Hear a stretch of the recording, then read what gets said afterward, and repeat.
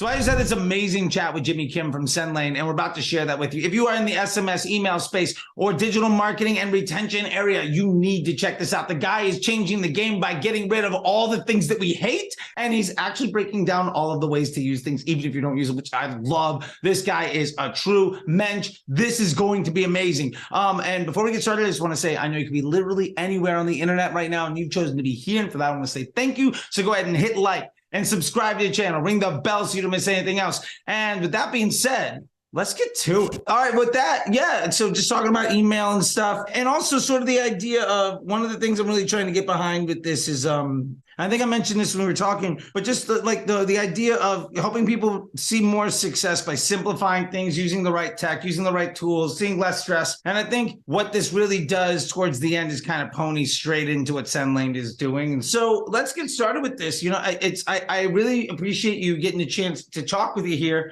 And, you know, what I'm really enjoying, one, I think we've been in an established space of sort of a few people at the top of where folks are seeing advice when it comes to email and SMS marketing. And I think we're also used to a few tools at the top that may or may not really care about the folks that are actually using them. And I'm a big believer in when there's a bit of a monopoly, there's a bit of a lackadaisical approach. And when people have to deal with legacy clients, they don't really move forward. And that's one of the things that really connected me with you. So one of the things that I loved when I got to see you talk at the Whaleys was when you were talking about the real world needs of clients in email marketing. And I would just love to know sort of like where you're seeing that come from, because everybody's like, oh, send more emails, make more money. But that's not really what it's about. And as somebody that's terrible at email marketing, that just spams everybody on my email list, please help me understand more about caring about those real world needs, because oh man, I need help. Okay. The loaded questions, lots of loaded questions. I love them, Charlie.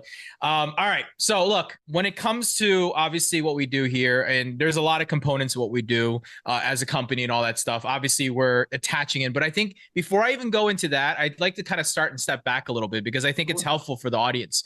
Where did like my love of email come from? I think that's where it really gets interesting, right? So my love of email goes all the way back to 2008, right? And in 2008, I discovered something. I could build a group of people that would subscribe to my list, and I can send them an email on a mass message that was faster than direct mail, faster than anything, get it right in front of their face. And if they clicked on it, they might buy something and someone will pay me for that, right? And I was like mind blown. That was when it started for me, right?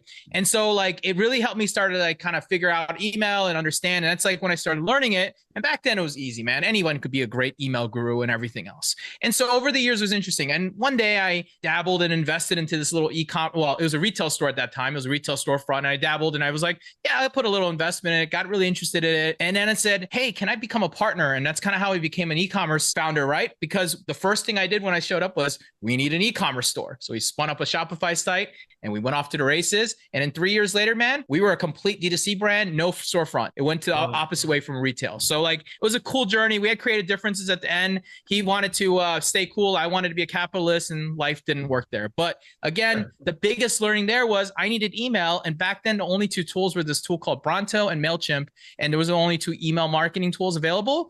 And I thought I could do better, and it was way easy to build it, of course, right? So that's kind of how we started it. And now that kind of goes to the SendLane story, and that's where I kind of come in. Well, what's been interesting is like everything I've done in life and business has always led to email. Email has always been this core of it, and it's given me an interestingly unique passion about it. I've learned everything from what you said, the deliverability, which is that secret engine that no one knows about. Well, I know a little bit more than the average Joe about it. In fact, I have a team of people who've taught me a lot too. In fact, in my team alone, I've got the guy who was one of the 11 people who wrote the Can Spam Act and made DMARC what DMARC is today. Like, fair enough. Yeah, that person probably doesn't like the way I do things. No, probably not. But he's here because he believes in, you know, the fact that we're still what they call pure play ESP. That's what people call us, right? Because we're not sitting on top of a third party like Klaviyo is, for example, right? That's the behemoth in the room, right? And so, you know, that's what makes us interesting. But the love of email comes from me is very simple. I think that email empowers communication and empowers experience. It's the way that we've now been trained to buy, and it's the way that people want to buy, right? You know, there's SMS, there's all these things, but email at the end of the day is still going to be that driver of money and communication to your customer. And I think with COVID and everything going on with e-commerce and the boom, it's been been a really interesting thing. But now the thing I talk about often, there's multiple things I like to talk about on the internet. I think I talk about 3 things on the internet right now. I talk about I talk about deliverability. That's 100%. I talk about that. Love it. The second thing I talk about is your broken playbooks. And what I'm talking about is the fact that we are all doing the same thing we've done for 20 years on email, literally. But Charlie, you're a acquisition guy.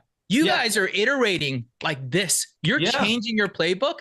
I remember the first time you and I met, you were hitting someone hard on a stage, and we were like, and I came up to you afterward. I was like, but I agree with you. He's talking about the 2015 playbook for acquisition, not the 2021 playbook or 2022 playbook, right? It's evolving. But in email, I can go back to 2015 and still have the same similar playbook and say, yeah, that's good enough, right? Well, why do we accept that? And that's really like the second thing that I talk a lot about in the market is very much the fact that we need to start thinking about the change in the playbook. We have intent signals, we have data, we have all this cool stuff, but yet we still do the same thing, maybe just a little bit better by targeting and segmenting, right? But what about personalizing the actual journey and thinking about like, if I click on the men's clothes, maybe I'm not interested about your women's clothing next week. You know what I mean? Maybe that intent should tell me that this is the type of products I want. And I always say it, I always laugh, but really email marketers tend to be lazy. And we tend to be lazy about, oh man, if I add another segment, it's not going to do that. But it's not about adding the segment. It's not even about the result today. It's about the future result of making that customer more of a loyal customer because you're sending them targeted messages, right? So like the long tail is what's hard to see for many people because they think I can get the result today, but what about the result tomorrow and the next week, right? Attrition is crazy, man. You know, with SMS, we'll talk about that side of just briefly here. The attrition rate on SMS is horrendous. Why, right? Because, well, think about it. You go to a site and you are forced to give a phone number to get a 20% off coupon. Sure. Spin the wheel, whatever it is. Yeah, whatever the heck it is. Well, if no one doesn't want a discount, right? But you know what people can do? They can ignore you. They can unsubscribe after getting it. And it's really interesting because as many people pop and lead with these things, they get on the list. People don't ever do the one thing that I always think about, which is hygiene and cleaning. This goes back to deliverability point. But like, again, it's happening in SMS. We went all the way back to the batch and blast, and we didn't start evolving and start going, there's an intent signal. They're clicking on things about men's shoes, but not women's shoes. Maybe they just like men's shoes, like little things that we should be thinking about. And then the third thing I talk about in the market is unification. I believe the biggest thing in the market that's broken as a tech person is that there's too much. The stack is too big. We're all relying on integrations that actually don't do anything for most cases, or they do something that they're supposed to, but really because someone told them that's how you're supposed to do it, right? Yeah. I believe the stack's broken, and I believe that things need to be together because together allows data to merge and things to happen across the world, right? Yeah, you're preaching to the choir. I love it. 100%. Yeah. I think, you know, a triangle is the strongest shape, and most people are out there trying to market with a dodecahedron, and like you have no idea what is going on. You know what the worst part is? It's just the time that we're spending. Like, log into this app, that app, look at this thing. How do you know what's missing? Yeah, until I love it's it. Like late. Simplicity is, you know, one of the points you bring in here that I love is if it's simple. I think so many people are trying to find the edge in so many places, but they're trying to basically compile this master list of like short-term non-scalable hacks. Yep, correct. And it's like, exactly you could just stabilize this and then work on building a better business. And you've got it. And like so many people just are relying on like, and I see this all the time in acquisition of just like, well, all I need is if my Facebook ads work, this business is going to be successful. And like, I always tell people that's like going on the Shark Tank and saying, all I need is you. And they're like, why am I like, give me 100% of the business. Like, what am I even here for? Like, it's a waste of my time. Yeah. And I love that you're talking about that in email marketing. And something that you're saying is just like all these mistakes. I'm wondering, in the effort to maximize email marketing, what are some of the biggest pitfalls that like you're seeing way too many people do? I feel like it just leads right into what you were just saying. Yeah, you know, and this goes to that short-term mentality often, right? So there's a lot of pitfalls, but, you know, I think one of the things I said actually at the Whaleys was, you know, and I made that presentation specifically for that talk because it's the future that no one really realized in this market. And let me tell you why, okay? Everything in the world works in patterns. I believe in the world of patterns, right? And if I look back at e-commerce, I look at it as a very infant market. It's very new. It's very young, right? Yeah. Where the dot-com bubble was 10 years before, another 10 years before, other industries kind of rose, right? Well, the thing about e-commerce has been really interesting on email side has been two things. One, the data has always been pure on e-commerce because they haven't had third-party ingestion. They haven't had intent tools out in the market. They don't have all of these weird things. They didn't have spam bots back in the day. So data was always pure. So like e-commerce in general, deliverability has never been a problem, but it's changing because things are happening. Forms are ingesting. There's bots in the world. There's intent tools that people don't understand how to use. And I'm not here to pick on that one, but that's a great tool if you know how to use it. If you don't, you will destroy your business at the same time. Right. So like there is a whole thing, and that hidden layer is called deliverability. Right. And I always tell people, like, doesn't matter if you have the best tools in the world, the best copy in the world, the best brand, but if the person doesn't get the damn email, well, who the heck is going to read it and buy anything? Right. And that is something that I feel in this market, especially, people don't pay attention to, where they should be paying attention to. And some of these inflated stats that I see often, I'm always like, but what is actually happening in your business, and how much money are you leaving on the table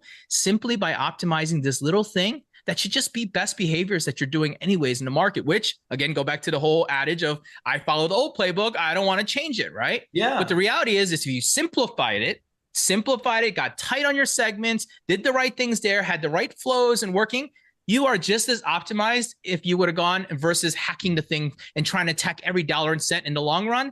It really doesn't make that much of a difference. And that's exactly what I'm talking about. It's like we try so much and worry so much of things that really don't make big on the business, where there's so many opportunities out there to do things bigger, right? Yeah. So and I totally agree with you. And to call myself out as somebody, I have this mentality of like, I will send every email to every person. If they block me, I don't care, because like whatever, they weren't going to buy.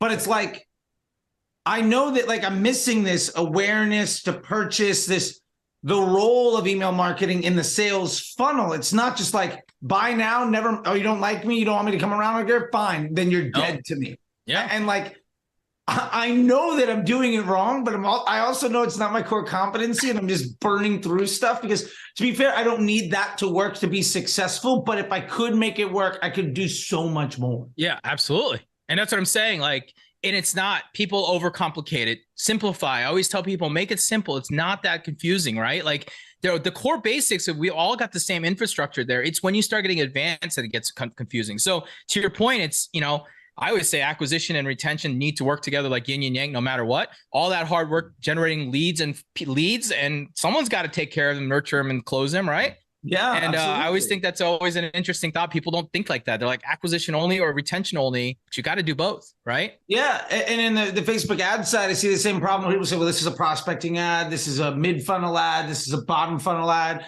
And I always tell people, like, you don't know where that person is in your funnel. If every time somebody comes into your store, you treat them as somebody that has no awareness. But what if they just went to 4 other stores exactly like yours today, and they're ready to buy, but you say, okay, I know you're ready to buy, but hold on a second. We're going to go through this whole thing. Like it's like if IKEA made you go through the whole thing to buy, they didn't have little shortcut doors, and that's the way you ran your entire business. Like that doesn't work. Right. No. Like that's, you can't scale a business by disrespecting your customers in that way. And I'm just saying that because I know that I'm guilty of it. And that's what I said too. When you got off the whale, he's like, this is a room full of people where nobody really cares about what you have to say. And you got a good, like half of them to shut up and actually pay attention. And that was amazing. In a room full of Facebook nerds and like alpha bros, to get them to all shut up and be like, oh, wait a minute. Free money? What am I doing wrong? And I mean, that's a massive oversimplification, but just, for the purpose of it, I think that was amazing. And you really made me think about something. And I'm curious what your thoughts are on this. Just like with the idea of being so binary of either this person that get the email address makes a sale or they don't. And some people are in a journey, and I've seen the nurturing and I've seen all that, but it's not. What I'm curious is, one of the big things we face in Facebook marketing and digital marketing in general, I say that we face it because I don't believe in its existence, is this concept of attribution. Sure. Like, what ad gets credit for the sale? I'm of the belief the average customer journey is decades long. Like, the reason you bought those shoes isn't because I told you had feet.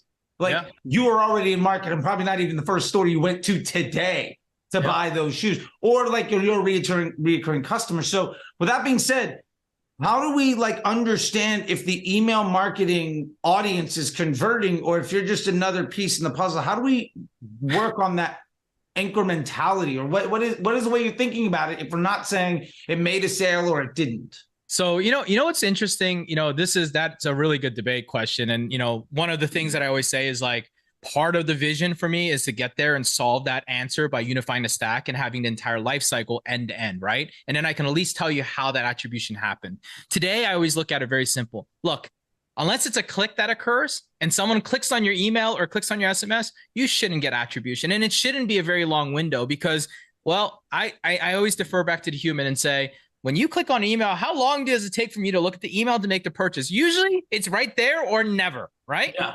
Yeah. But why do we think that 30 days later, if they make a purchase, was because of your emails? I would say that you brought brand awareness, maybe that, but most likely it was probably the ad that deserves the credit. Yeah, I know that I get this is a shirt from Dandy Del Mar. Shout out to them. Whenever I get an email from them, I open it, even if I'm not going to buy. But like, I'm just always excited by like what's going to happen. Wicked Clothes is really good with that too.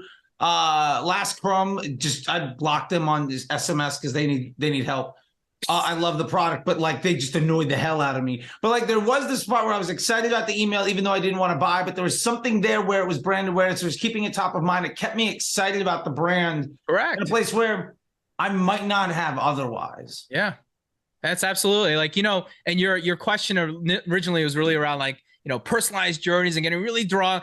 I think that it goes like this, right?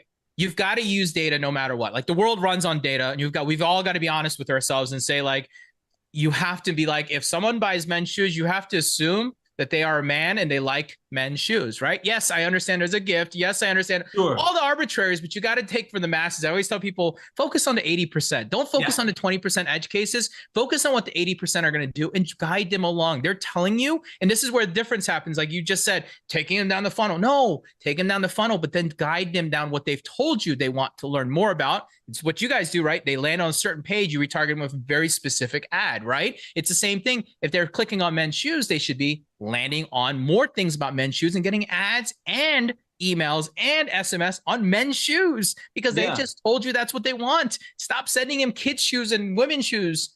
They don't care. It's all the other things. I get it all. Like, especially if brands have like unisex products. Like there's a bag company, good friends of mine, know them. To be fair, they're doing 9 figures. They're leather. Men's isn't really their primary thing. But I mean, I get shoes from them, although I get shoes from them, I'll put it that way. But I get constant emails about just like the women's bags. And I'm like, I've never bought a women's bag from you. Yeah. I've only ever gotten men's shoes of these specific sizes. Why am I seeing all of this? And I think that, what you're kind of getting around with this, and I love it, is sort of making that. Let me ask you this. Do you feel, I feel like you're talking about sort of almost revolutionizing the email marketing to create a memorable customer experience rather than driving the sale. Correct, my friend. That is exactly what I'm saying. And I believe that it could help speed the sales cycle up to the repeat purchase because you're making it memorable and top of mind so that if I'm walking down the street and someone says, what kind of shoes should I buy? I'm going to think about your brand every time and use it for my word of mouth too, because you're the one brand that seems to care about what I care about.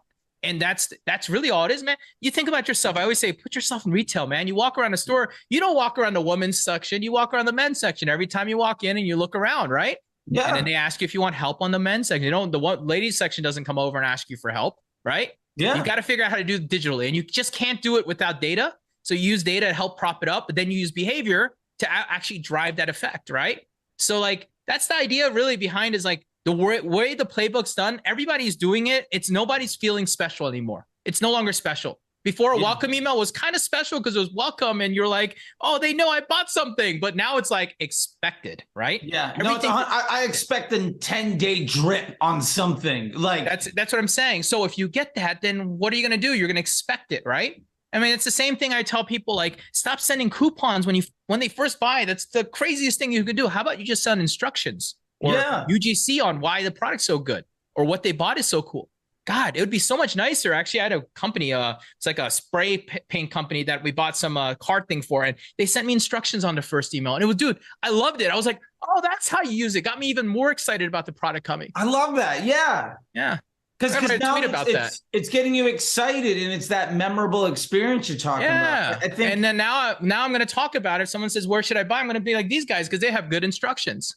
Yeah, absolutely. Like, there's a saying in professional sports. I was talking to you about how I'm in this like dynasty fantasy football. Yeah. I love this idea. That's dynasty. Yeah. Dynasty is fun, man. I now like can't even get myself like I do one like normal league a year, but like the dynasty, I'm like I think I've got 30 some odd trades pending, but I gotta go bother these guys to do it.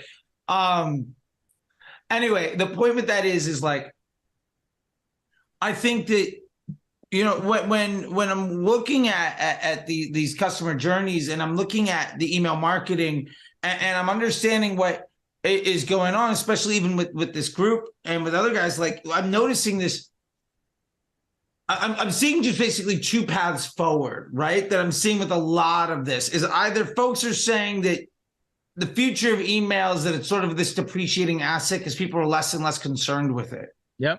And then I see folks that are absolutely crushing. And I'm wondering, like, because it's a mature market now, like, and I always say, email reached maturity, then Google search reached maturity, then Facebook ads reached maturity. And by maturity, I'm saying it's on the same level as television and radio and billboards and all of that stuff.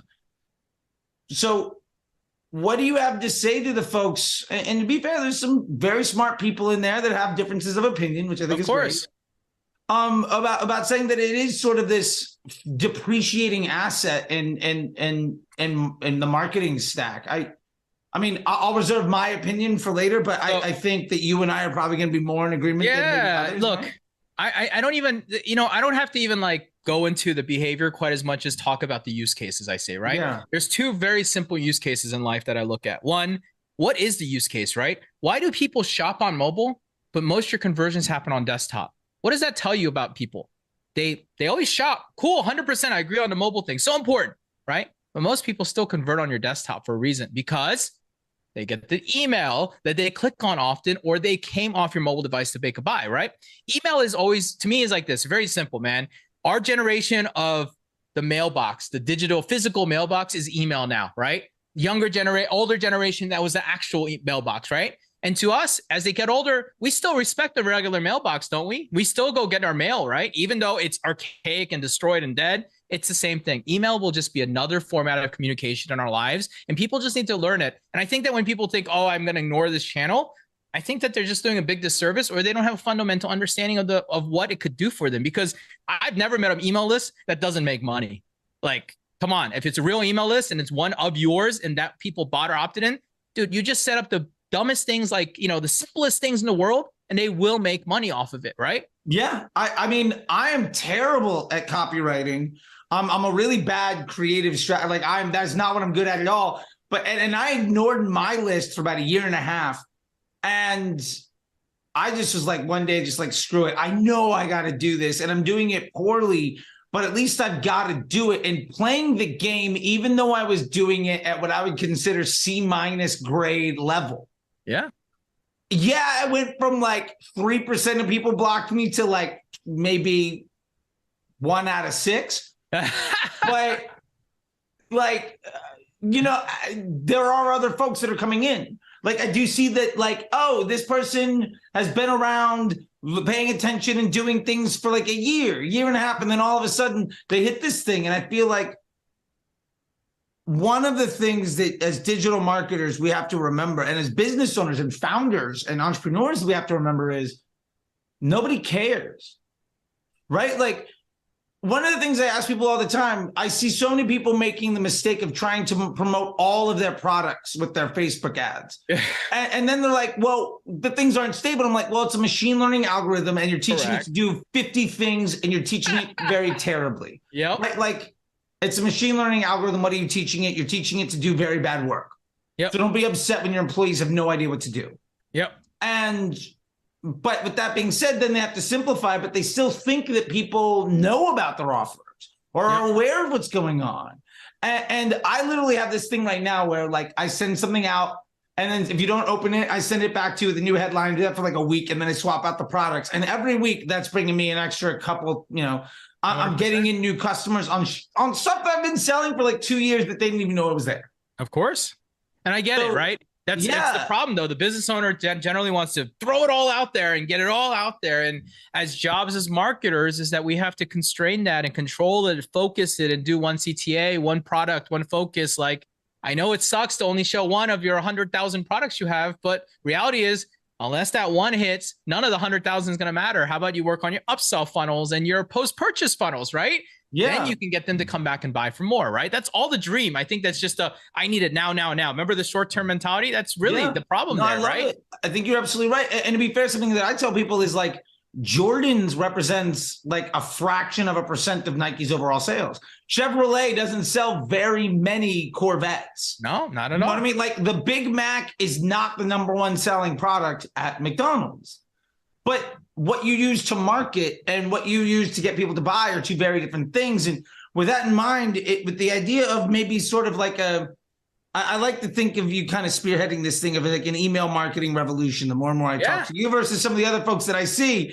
And I don't believe it should be led. I know that I'm leading it as a software guy and all that good stuff, but like, I don't believe it should be led by me. I hope someone will start carrying this forward and realizing the revolution of like, it's time to change, guys. And there's a whole SMS channel. There's all these other data points that are coming in from everywhere in the world. Let's use it to be smarter about it and just drive better stuff for people, like as humans.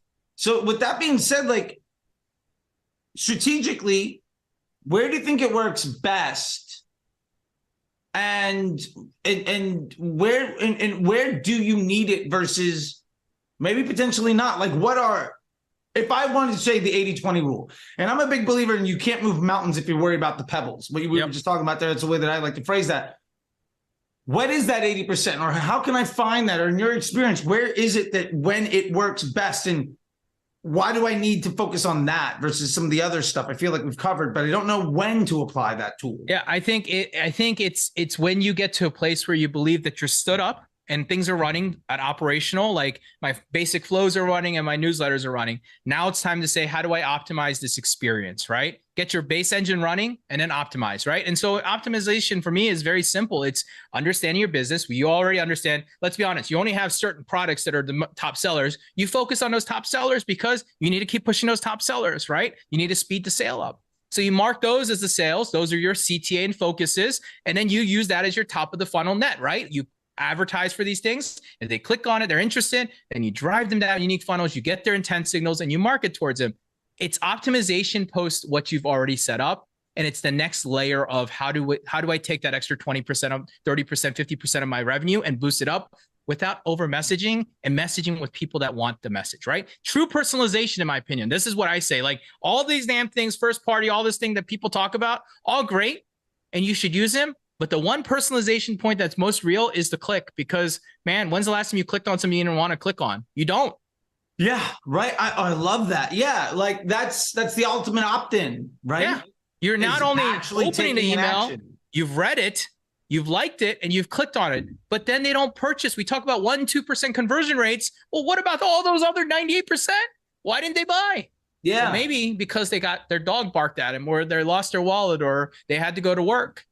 Man, it would be really nice if I didn't email them tomorrow with, something completely different off the wall, because now I forgot. Humans, we're like goldfish. We forget these things just like this, man. Yeah. Like maybe, somebody called you out in the meeting, you had to put your phone down. Maybe the light turned green. Like there's a million reasons. Dude, you could be at dinner and you got an SMS, you click on, you're like, yeah, I want that 20%. And wife gives you that death stare. You know what I'm talking about. Yeah. Phone down. And then guess what happens? You forget. 100%. Right? And if you had an email waiting for you when you got home saying, hey, don't forget to make that purchase of that click you just made, like, oh shit, yeah, I did want to make that purchase. Just moving the buying cycle faster, staying in front of them, making them feel like you are their personal machine in front of them, right? Yeah, no, I love it. So with all this being said, I think let's try to turn this into some actionability for some. Sure. Folks. How do we create the perfect email marketing system for the business, even at a rudimentary level? Say I've got nothing other than I've got a newsletter that maybe 20% of people open and 1% of them actually click on. and I'm sending out emails to promote the next thing that I'm selling on, and that's where I'm at. Because asking for a friend, what would we do at that place to get better? So I do one very simple thing. I'd identify what products sell most on my store and what I generally target, right? And I would simply add a tag, right? A tag, like an identification, whatever it is called, on every one of those links that they can click on to help me start to understand immediately the data around what they're clicking on. And that's going to give you a pattern. And suddenly you're going to say, holy shit, most of my people click on product A, right? And so when you see that, you're going to go ahead and create a little funnel, the product A funnel. And if they click on product A, you're going to exclude them from your campaigns for the next week or two. And you're going to go ahead and give them a step-by-step, one day, maybe a couple days later, you're going to hit them up. But you're going to literally remind them of the click and the product and the categories of those products. And you're just going to stay focused on it. And then if after 5-6 days, they don't make a purchase, you're going to let them come back into the top of the funnel where you're sending your campaigns. Think about that. I love that. Yeah. So like, for instance, let me give you a use case. If I'm sending a newsletter once a week, not once a day. Whew. No, my assistant doesn't have that much time. Yeah. So let's say, like I was talking about how I'm sending these emails for like 5 or 6 days around a product, and each week I switch that product up. Yeah. Let me apply that to kind of what you're saying is, if I know that I can do that, and if you open that email, then I won't send it to you the next day. If we're to say that if that link was in the newsletter, because I put links to a whole bunch of stuff in the newsletter, and I built out that 5 or 6 day flow, and I've kind of figured out the open rates because I've run them. Yeah. So if somebody clicks on that in the newsletter for the next week, they're just primarily going to be exposed to only the flow of that one thing if they haven't seen it before. And now each week I'm basically product testing a new sales funnel for each link inside of my click. And I'm not going to get it on week 1, but after like 6 months, I'm going to have literally everything automated. Correct. There you go, my friend. That's easy. I can sit. My wife is working tonight. I can sit down after dinner and make that happen. Dude. But just setting that up is so magical, because now you feel that you're getting listened to, man. That's all it is. And you're getting, even if they don't know you're listening to them, man, it's really nice when I get relevant emails from like that leather bag. Imagine if they were just sending you shoes. You might actually look at those and enjoy those a lot more than the women's bags that you're getting or the women's shoes you're getting, right? Yeah, no, absolutely. And you're telling them by clicking on it what you want, man. Like, that's what I keep telling people. The intent signal is right under your nose. Let's focus on it. Because right now I have it. Right now, my segmentation is they opened in the last 7 days or the last 30, or they clicked in the last 7 or last 30, regardless of what the email was. And it's like there's a newsletter on Sunday and a YouTube promo Tuesday, Thursday, Saturday, because I have YouTube videos that go out basically every other day. And then that like drip of a product promo that happens throughout the week. And that's it. But because I was trying to focus on listening to the deliverability side of like, I'm going to send all the emails I like to the people that have clicked and people that haven't. I think that may be helping, but I could also go one step further and just say, can I just give you a quick tip? On any of these things, I'm going to show you this other thing. Open it up a little bit more. Your segment's a little tight, man. A little bit tight. Okay, fair enough. I don't know what I'm doing. I would go to a 90 targeting audiences from like for what I know you're doing. For what I know you're doing in the newsletter and the frequency, I would go wide on the click. I'd go 90-day click. Ooh, and I'd probably go at least 30 to 60 day opens, maybe probably 60 day opens. With info newsletters, what I've noticed a lot more times when they're newsletter type based, people don't always read them because they're reading them at times. So you've got to give them more time, and it's not going to hurt you there. So I would actually open that segment up a little bit, give them a little breathing room, because if you're sending that much, they're going to ignore a couple of them unless that subject line is a banger. So and that's where it comes down to. I'm the one writing it. So you got to curse more it or something. I don't know. Yeah, I use ChatGPT to give me things, and I go to vidIQ keyword thing, and then I basically match to see what headline would work as a YouTube video. And anyone that that comes in over like a 70, I'm like, cool, I'm gonna just run with that. And to be fair, that has worked better than me doing it. Okay, well then we've got human versus AI. We've tested it here today, and I'm qualifying the AI against indexing against YouTube, which is better than me at least going about it, because I am not the copywriter by any means. Yeah, man, I really appreciate it. I mean, I feel like we've got some actionability. We have some other things. I'm just curious. Just before we I want to respect your time too. I know we haven't really talked a lot about SendLane. I don't know if you feel comfortable talking about it or what you want to get into, but I am very interested in what you are doing there, because I think that it's a way to help people be more successful and be less stressed out with what they're doing, which will allow folks to focus on I'll say this. I think most people struggle because they define success the wrong way. They ask the wrong questions, or they value the wrong metrics. And often that happens because they don't have the bandwidth to think about what's actually important. Because what you said, there's all of these integrations, all of these stacks, all this data, and so much of it doesn't matter. Correct. Yeah. And I love the idea that you've kind of taken to this, this thing that has been standing sort of stagnant for a while, and applying it to that, because the upside is so massive. And absolutely. I mean, I've seen a bit more about it. I'm kind of talking inside baseball here a little bit, but like, if you don't mind just sharing a little bit on that, this isn't necessarily commercial, but just like, hey, look, there's a reason why we're talking. You got my attention, and I don't even care about email. And I'm room full of alpha dudes where I was surrounded by people that just want a question. And I was like, oh, wait a minute, hold on. So like, I just love your approach. Yeah, dude, look.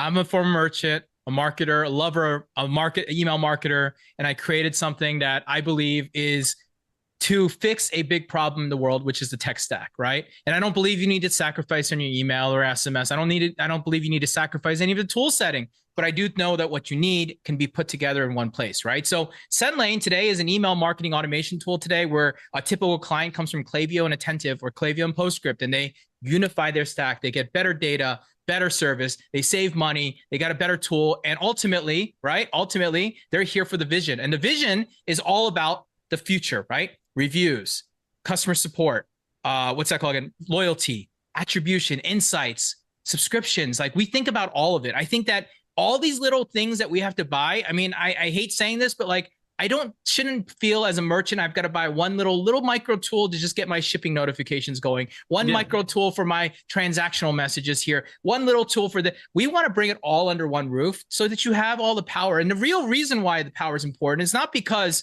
like, we want to own the stack and all that stuff. It's really because it allows you as a marketer to do better things. Like our reviews product coming out in about 45 days, whenever you're listening to this, like, one, it's free. That's crazy. Two, it does more because you can't do it anywhere else. Like dynamic abandoned cart reviews, dynamic abandoned carts based around customer segments, like thinking more with the tools because we're bringing it together, right? The things that you need to do most. And so the vision is very simple. It's unification, one stack, be able to do everything. But the biggest thing I believe that I'm different in the world is that I also think of like the merchant. We don't price ourselves like the historical guys. We started changing the way that we think about pricing, usage-based. You pay for you use. The three things you use on my product: email, SMS, and data, right? Got it. Well, the data is whatever, right? So really, doesn't matter what any of our future products are. As long as you're using email and SMS, we're making money. You're having a successful tool, and everybody's happy that way. Because SaaS subscription, enterprise SaaS subscription, $60,000 a year contracts with locked terms. Like, you got to give people flexibility. You got to let people go up and down. Look, we have contracts, commitments, I call them, but they're not like contracts. They're commitments. If you yell at me, I'm going to let you out 100% of the time. I'm not like that, man. I just want a commitment to say, hey, you're going to do this for a year, and I'm going to give you a yearly price instead of a monthly price. Yeah. Fair ask. That's all I think so too. And I run the same thing. I think the best customer service in the world is, oh, you're not happy? Here's your money back. Thank you for letting me know what you weren't satisfied with. 100%. Like, if you need to be more aggressive than that, there's probably something wrong in your service to begin with. One of my favorite books is a book called Delivering Happiness by the late Tony Hsieh, right? He talks about customer service, the Zappos story. It's one of my favorite books because I relate to that, because I believe that, look, I don't believe the customer is always right, but I believe that I agree with that 100%. It's our job to make the customer feel right. If that makes sense. It's our job to make them feel satisfied and an outcome, right? Just because it didn't work out today doesn't mean they can't be a customer in a year from now. Don't burn the bridge. Be good. Keep being good to them. It'll be all right. I had a guy join Disruptor School 2 days ago that signed up for a webinar 2 years ago and is literally like one of the first 100 tags in my thing. Like, I sort of like, where's this guy? And he's literally on page 1 of my tags. And it's funny. He joined and he's like, attribution's nonsense, bro. No 7-day click's going to get this. I've just been seeing you forever. And it was like 17 other people he knew joined, and he finally was like, oh yeah. And I recognized his like profile picture because it was like in a Facebook group of mine like 5 years ago. But and isn't that like, amazing though? That's a beautiful thing. Yeah. And if you burn the bridges just trying to move forward, you're never going to care. You're never going to reach those people. You're never going to care about them. And I think so. Yeah, I went off on a yeah. tangent there, but yeah, dude, that customer service is a huge component of SendLane. So like we talk about that. So there's a lot of things that we're great at, but the real big thing is that we are, and I always say, like, we're the marketers. The team I have under me is not just people in software. They're former agency owners, former founders, former e-commerce people. And that's why we believe we're doing better in the market right now. And that's why I also believe I relate to the market, because I actually understand the pain. And the pain we're solving is the core pain, not email, not SMS, but the stack. I want to eliminate the retention stack. I want to make that one stack for the world. And if that happens, God, everyone will just have a better night's sleep. And that's really what it comes down to. Yeah, no, I love it. You know, I was going to say this is that I think over the last 5 years, we have seen a tremendous boom in experts making tools to solve very specific problems. And I think that that's great. Being a specialist is important. We need the brain surgeons in the world. We need the, world-class cardiologists. The problem is not everyone does. Yeah, as real founders and as business operators, you're like, oh, well, I want the best of everything if you can afford it. And you end up just building up all of this waste in time and in contracts and money and complication with like, you end up making this Rube Goldberg device when you needed like 3 things. You know what I always say, man? I say that everyone looks up to like Walmart and Target and Amazon and go, I need to do what they're doing. No, you really don't. It's not going to move the needle the same way. Like they already beat you. You can't. They're optimizing. They're at the level where they've got their shit figured out and they're just optimizing. That's why they're doing some of the stuff they're doing. I get it. You, Joe Schmo, want to do this as well. And I'm not being rude to people, but like, do you really need to do it? Or is it because you think that because they're doing it? And that's 100% like how the market learns. It's pretty interesting. Like the enterprise learns, teaches down and comes down the line. But like a lot of that doesn't always translate. It doesn't translate always black and white. And that's what I say, like it doesn't. And like, yeah, you're right. If you want a specialized tool, there's still plenty of specialized tools in the market, and that's what you should go for. But my mission is my everyday common Joe marketer, the 80% in the marketer world is probably going to be just fine with my tool. Yeah. And could you be leaving money? Probably, maybe, but I don't know, because you would have had to spend extra money on a specialized person to actually use the tool that you paid a lot of money for, that you might get a little bit more results. Yeah, and if you had something simple that just worked in a way that you could rely on, in like the world of the scientific method, if email becomes a constant, you can work on the variable, right? 100%. That's like, what I'm saying. I just see so many people worrying about all the little things. It's funny, my assistant was telling me this, and she was saying, her name is Jasmine, she's amazing. And she was saying that, there's a lot of people I know that are penny pinchers. Yep. And it's not to say anything negative or positive. It's just the people that worry about every little penny often have far fewer pennies as a result of that behavior.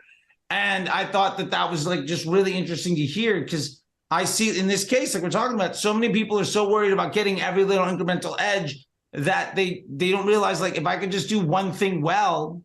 Yeah. Like I see it in the Facebook ad side. So many folks are like, well, I'm working and I need to do more testing so I can keep moving. And my point to them is like, if you could spend 10% more to acquire that customer, you're making a profit, why not just spend more? Like so many times the easiest optimization somebody can be making is literally not touching anything and letting the machine get smarter and throwing a few and amplifying the volume. Yeah. I always say double down on the things that are working. Stop trying to add more things that aren't working to your stack, right? Like that's really the same way of thinking about it. Like, ads working. Why are you optimizing, testing it? Just double down, put more budget on it. Yeah. Like, why are you doing creative testing? Why are you doing landing pages? Why are you doing all this stuff? I'm like, well, you're supposed to, but you have a 30% profit margin and your problem is you can't scale. Just spend more money. That would literally solve the problem.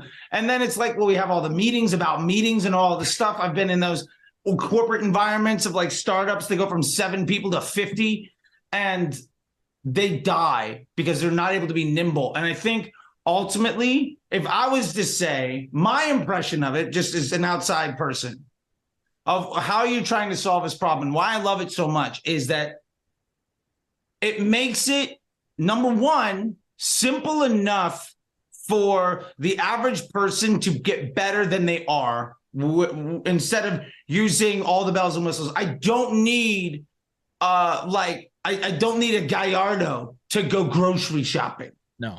You know what I mean? And so I think that that's amazing. And two, I think the fact that you can, if I can make my business work with a tool that is that simple, then I can get better at using that simple tool and get better at what happens because of that tool.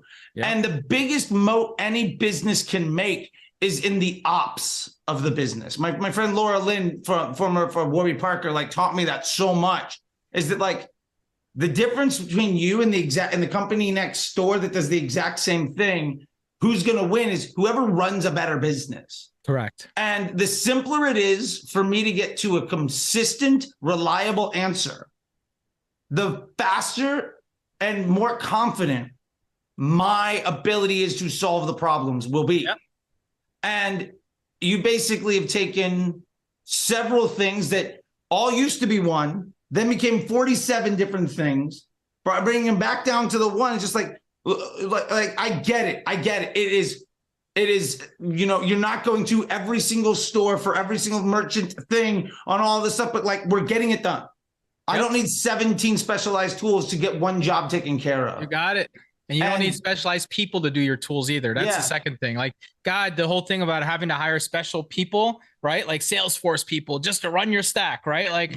Geez, how did that happen, man? Why couldn't we just simplify? We're smart humans here. Why did we let this happen? Yeah. And so anyway, I love it. I want to value your time too. I don't want to take you forever, but just I dig what you're doing, man. And I really appreciate it. And I think also, for just what it's worth, there are some folks in here that I think you have a good head on your shoulders about what you're trying to do and where you're coming from. And I like to see that, because sadly we exist in a space where there are so many used car salesmen that do the rain dance 24 hours a day. Yeah. That are willing to sell you a jalopy and take credit for when it starts to rain. Yep. That you could literally just be a human being with content of character, and you're going to actually create enough of a market for yourself that you don't need to do more and create good. And so that's my impression, for whatever it's worth, of what you're doing, because that's exactly what I like to do, because that's who I like to work with. That's who I am. And there's so many people in business and world to build together. You don't have to own it all. You just need to be good at the place you want and be related to the people you want to relate to. And that is what builds a good business. Because look, dude, life's short, man. We only do so much. At least get to enjoy it, right? 100%. I don't want to sit here and be a corporate hard hammer guy. That's not us. I'm not that good. In fact, I will tell a customer who's a jerk to me that we're not going to service them. We fire people all the time, and not all the time. I take it back. But we fire people in the past, right? Yeah. When you need to, you have the and it's not even we haven't even gotten to the first date often when this happens. There's just the first meeting. You're like, you just know this guy's just going to, guy or girl is just going to be a pain in our butt. And we basically tell the customer, we don't have time for pain in the butts here today. We've got a lot of great customers to service and great human beings. And that's who you should be if you want to work here. So even in our company culture is to be kind to each other, because we have no time in our lives to be mean. And that translates to the company too. And so to your point, I'm here to meet with the authentic, to meet with the people. And I believe that there's enough of a market in the people that I don't have to worry about the rest of it. And that will come naturally. I think you're right, man. And it shows, or at least that's my unfettered opinion from the outside. And it seems like that's lining up with what you're trying to do. And that's amazing. So I'll end with this, man. I don't want to get the last word in. So why don't if there's anything that you want to say, anything that you want to tell people about, any place you want people to find you, websites, whatever the things you want to shill, let people know about it. So that very simple. Look, things. You can find me on 2 places in the world, Twitter and LinkedIn. Twitter, it's Yo Jimmy Kim. So YOJIMMYKIM. Apparently Jimmy Kim was taken and he won't let it go. So, from 1998 or something. My Twitter's old too. In fact, it's funny. And then the second one is on LinkedIn. So you can look me up, Jimmy Kim, on LinkedIn. I post there a little bit different content. I post more on Twitter, but LinkedIn has more strategic, impactful stuff and memes over there. So you can come check it out. So those are my 2 channels. You can find me. or I don't know, you can find, I'm everywhere ultimately. So wherever you see me, I am hyper responsive. That's the big thing about me. I like to say is that I know how important it is to get a response because I've been on the other end, and I will respond to you regardless of who you are. As long as you're not just hard hitting pitching me, I will ignore you for that one. So yeah. So, How is your industry? Oh, yes. God. How is your industry? Or hello, I like that you are quote, and then they put like your profile stuff, and you're like, no, no, no. Approach me like a human. I'll tell you no. At least I won't waste your time. Yeah. Oh man, the LinkedIn cold DM game is obscene. Yeah, there's a playbook out there. I'm sure that's probably what someone's following. So Oh yeah, it's always playbook. Someone made a playbook, and Yeah. that's what we follow. And again, another one that hasn't evolved. The old sales playbook needs to evolve. You know what I mean?